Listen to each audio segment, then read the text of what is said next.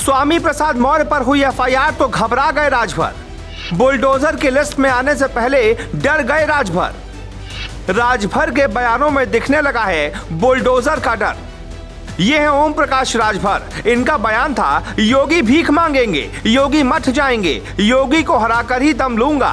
हालांकि बाबा की वापसी हो गई तो शपथ के पहले ही बुलडोजर की लिस्ट में नाम ना आए तो राजभर भी योगी की भक्ति में जुट गए, क्योंकि ओम प्रकाश राजभर और स्वामी प्रसाद मौर्य बीजेपी के निशाने पर हैं और कहते हैं कि योगी के निशाने पर जो आ गया वो कभी बच नहीं पाता। लखनऊ से लेकर दिल्ली तक योगी का चाहे जितना भी विरोध हो, लेकिन बाबा अगर चाह लेंगे तो बुलडोजर हर हाल में चलेगा। ओम प्रकाश राजभर का बयान आने लगा है, अखिलेश यादव बेबाक दावा कर रहे हो कि ईवीएम में धांधली हुई है, बीजेपी ने गलत तरीके से चुनाव जीता हो, लेकिन राजभर सपा गठबंधन की पोल हर रोज हर गली मोहल्ले में खोलने लगे हैं। अब राजभर इशारे ही इशारे में कहने लगे हैं कि योगी ही शक्तिमान हैं। उन्हें पहले पता था बाबा ही आएंगे। मीडिया से बात करते हुए राजभर का दावा सुनकर आप भी हैरान रह जाएंगे।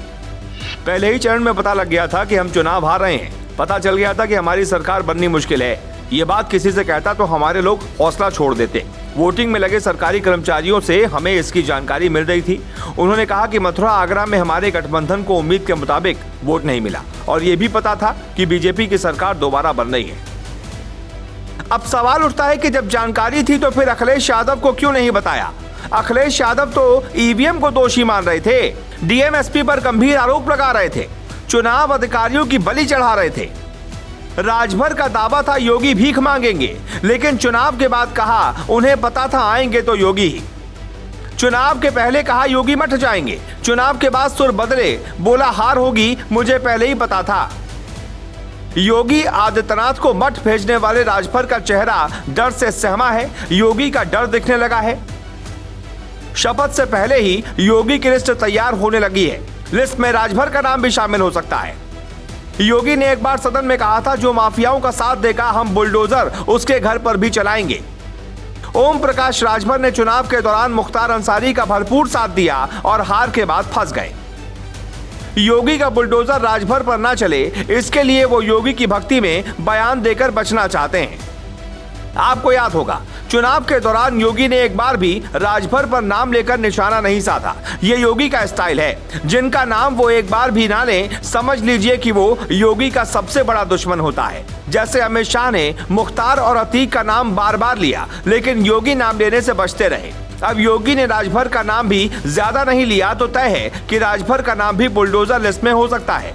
अखिलेश के सहयोगियों में डर है कि शपथ के बाद क्या होने वाला है, क्योंकि अखिलेश यादव आजम खान को नहीं बचा पाए। योगी ने ऐसा शिकंजा कसा कि आज तक जेल में है।